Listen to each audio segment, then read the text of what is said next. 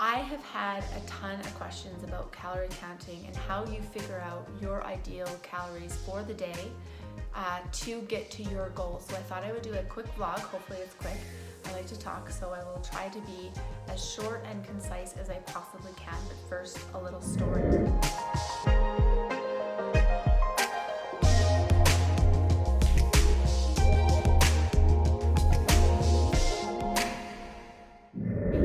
About 15 years ago, I went to Switzerland and lived there for a year.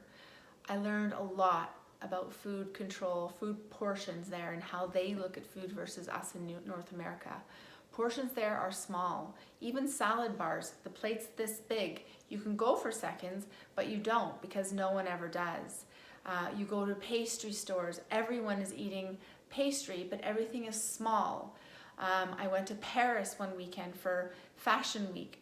Some of the most well-known models I was recognizing in these little boutiques and stores and pastry places, and all of them were enjoying and indulging in treats.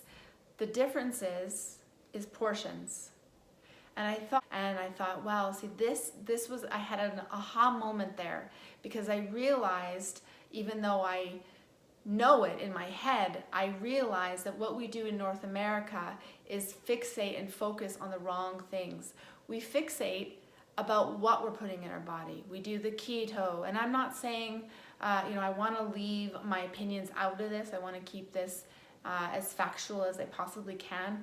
But in North America as a society, focus on the wrong things. We think about what we're putting in our body, and what we really should be focusing more on is portions, because they do not have the same obesity issues. They enjoy things in small portions. They don't obsess about food like we do here. So that was a really huge mind, and I tell all my clients this story, especially those ones that are struggling so much with nutrition, because I don't want people to ever feel restricted or like they're on a diet. I want people to feel like they can still enjoy the things that they enjoy, but things have to be in moderation and small portions, and then you can still enjoy all of those things. As soon as you tell someone they no longer can eat something, human nature kicks in and you will want it more. Think about that. So instead of putting in your head, okay, I'm no longer eating bread or I'm no longer eating dairy, think about those things as I'm still going to enjoy them, but in smaller quantities, because it's something that I enjoy. Especially if you decide to take something out of your diet and then you slowly want to incorporate back in several months later, it's not going to happen. Your body then becomes adverse to them. So things like dairy, for some reason dairy has got such a bad rep. Unless you have an allergy to dairy, you should be eating dairy. It is healthy. There is a lot of information out there that gives a lot of health benefits to dairy. And then, for example, you don't eat dairy for several years, and then you decide you want to have an ice cream cone with your child, but you can't because your body is now foreign to lactose, so it doesn't even recognize what that is. Then you get sick. So I want us to start looking at food differently. Let's enjoy the things we enjoy in smaller portions, and as long as we know our calories and we're in control of that, then life becomes much easier. First of all, calories. Calories in versus calories out. Basically, it is as simple as that. A calorie is a unit of measurement. That's it. So each type of food has a different energy to it. So for example, if you intake pizza or a broccoli, yes, they're both containing calories, but one is not better or worse than the other. You just have to utilize and expend those calories differently. So I want you to not look at food as bad food or bad calories. I want you to look at your weekly calorie intake as being what it is and staying within it, whether you have cake, cookies, apples, bananas, broccoli, or poultry. Everything should be included in your weekly diet as long as it stays within those calories. And that is the easiest way to stay committed and in control of your eating. Trust me, it is. Balance and enjoying those small things is going to be what keeps you successful. So we now know what a calorie is. I'm going to keep it very, very simple. How do we then figure out what our calories are? And I'm going to tell you this, and you're not going to believe that it is this simple, but it really, really is. You want to figure out your goal body weight. So if you're 130 pounds and your goal body weight is to lose 5 pounds, and also remember, you should not be losing more than a pound a week. If you're losing weight quicker than that, whether you have a lot of weight to lose or a little amount of weight to lose, it will not stay off. Your body has to adjust to the changes. So everything slowly is always much better. So a pound to a pound and a half a week is healthy. There are going to be weeks where you plateau and not lose weight. Don't stop. It's just normal for the body to go through those plateaus. Totally, totally normal. So, for example, if your goal is to lose 5 pounds, that's going to take you the minimum amount of time between 5 to 8 weeks for it to stay off. So 125 times 12. Your goal body weight is then 125, from 130 to 125 times 12. It literally is that easy. Now, you're going to say, a lot of my clients will say to me, Tish, that's a lot of calories. If you have a lot of weight to lose, I want you to do things slowly. And I will get into that at the end of the video. But for example, if your goal weight is 125 times 12, the calories that you will calculate is 1,500 calories. You're going to figure out, and there's lots of apps to figure this out. I personally use MyFitnessPal, as well as all of my Strong Bodies by Tish clients use that app. It's very, very user-friendly. Up front, it does require a little extra time, but once you've incorporated and input all of your food, it's there, it's logged in. So a lot of my clients say, it's a lot of work.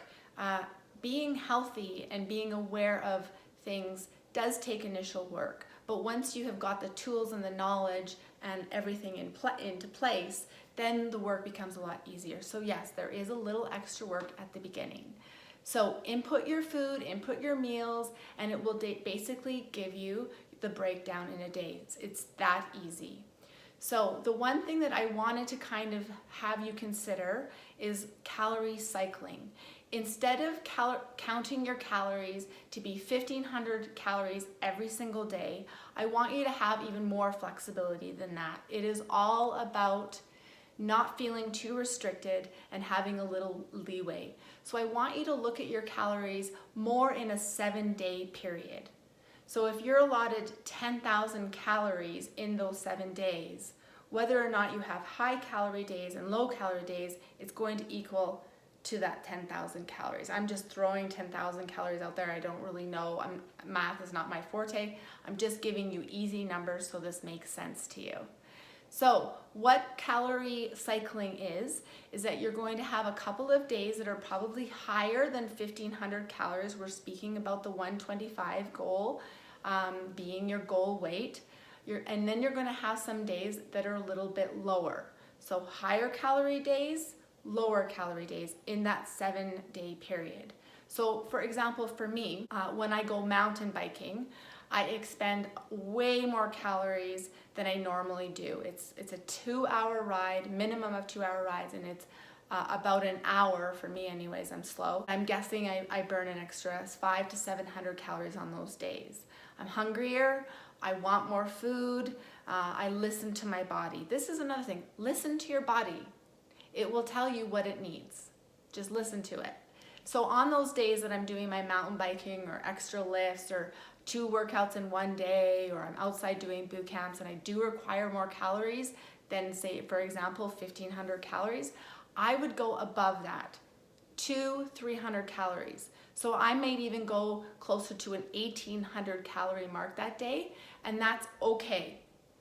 As long as I remember on my non-active activity days or my less active days are below the 1,500 calories. So at the end of the week, it equals that total 10,000 calories. If you have any questions, please never hesitate to ask underneath this video, whether you're watching it on my YouTube channel or on my website. Please never hesitate to ask. I'm always available to answer any questions you may have. So I would always suggest that on those high activity days, probably 3 times a week, you're going above your 1,500 calories or whatever your goal calories is.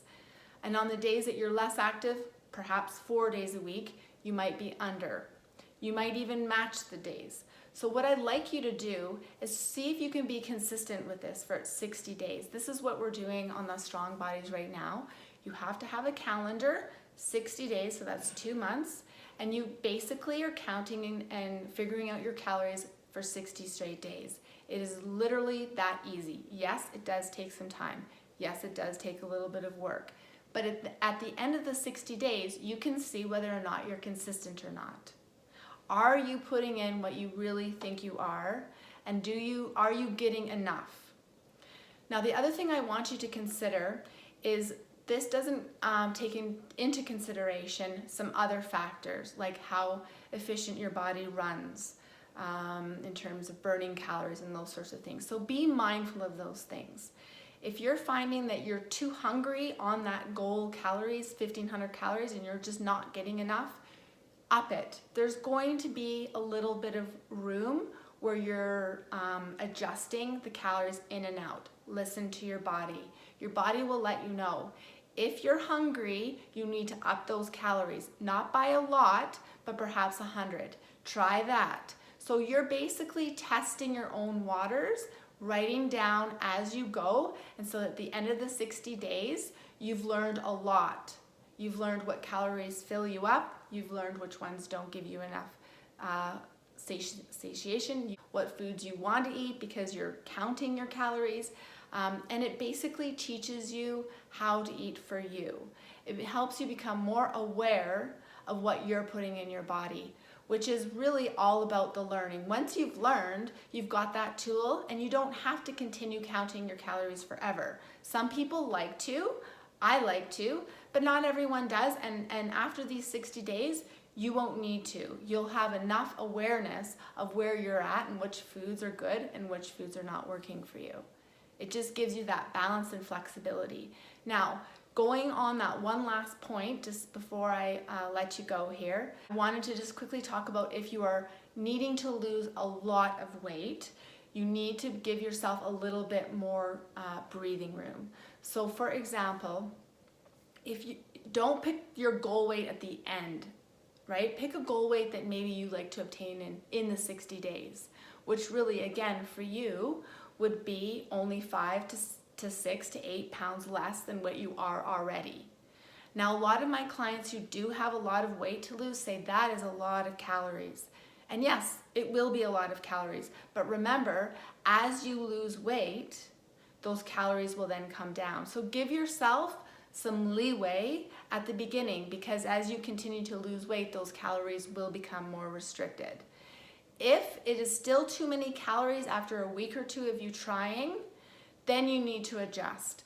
But remember, baby steps. 1 pound to 1.5 pounds a week. And if you do not lose 1 pound every week, that's okay too. Remember that this is all learning, and through the experiences, you will get there. I think that's pretty much all I wanted to talk about. I wanted to keep it as simple as possible. I wanted to touch upon what a calorie is, no such thing as good calories and bad calories. So when you're counting calories, you're going to choose foods that are bigger, more fibrous, more filling, with lower calories. And guess what? That means more vegetables, more lean proteins, and you just start eating better. I don't want you focusing too much on macros. Yes, pay attention to your protein, because that is going to help you build your muscle, and it's also going to make you feel satiated. The carbs and the fats will balance out if you're focusing on the protein, and we all know that that's 1 gram of protein per 1 pound of body weight. So we are testing that not in percentages, but in grams. That's the difference between the calories and the macros. But I don't want you focusing too much on that. MyFitnessPal will break it down for you though. So it's all charted, it's all perfect. A lot of my clients are including all of this into the MyFitnessPal and then sending it directly to me, and I get to see for them and provide feedback as we're doing this. So give it a go. It really is something I strongly urge all of my clients to do. Becoming aware of what you're putting in your body is essential to getting your success. And we're not talking just body composition successes. We're talking about your energy, your sleeping, how clear your mind is. All of those things are going to play a role in how you're fueling your body. So, so important. So if you've liked this video, make sure you leave some comments, give me a like. I'm just starting my YouTube channel, so the more support, the better. I hope that you enjoy this. I hope that you find this informative. And if you do, please let me know and I will continue to do it. There's also a little bell. Please feel free to give that a little touch too, and then you'll get a notification the next time I do these videos. I hope that this has helped. It's easy, it's simple. Don't overcomplicate things. Until next time, keep pushing, stay positive, and keep bettering yourself the best you can.